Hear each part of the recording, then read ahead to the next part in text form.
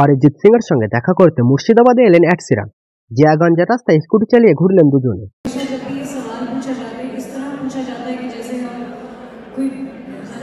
অপরদিকে পাকিস্তানের আইকান্ডি এবার ভারতেও দেখাতে পারেন চমক। জানাবো সবটা। প্রথমেই আসি অরিজিৎ সিং এর কাছে। মিউজিক্যাল ট্যুর নিয়ে ভারতে এসেছেন মার্কিন pop star Ed Sheeran. Pune, Hyderabad, Chennai, বেঙ্গালুরুতে পরপর কনসার্ট করেন তিনি। সদ্য দেশের অন্যতম সুরের জাদুকর অরিজিৎ সিং এর সঙ্গে দেখা করলেন মার্কিন গায়ক। অরিজিতের সঙ্গে দেখা করতে শিরান নিজে আসেন পশ্চিমবঙ্গে। বাঙালি গায়কের বলিউড জয়ের গল্প শুনতে তিনি গেলেন মুর্শিদাবাদের জিয়াগঞ্জে অরিজিতের গ্রামের বাড়িতে।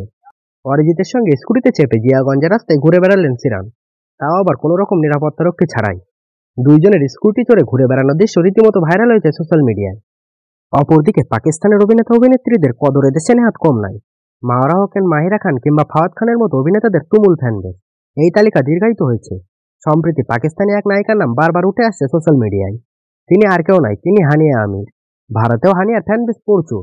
হানিয়া আগামী দিনে কি পা রাখতে চলেছেন বলিউডে? এই প্রসঙ্গে অভিনেত্রী মুখ খুললেন সংবাদ মাধ্যমে। সম্প্রতি সাহারা ট্রাস্টের জন্য তহবিল সংগ্রহের লক্ষ্যে লন্ডনের এক অনুষ্ঠানে অংশ নিয়েছিলেন অভিনেত্রী।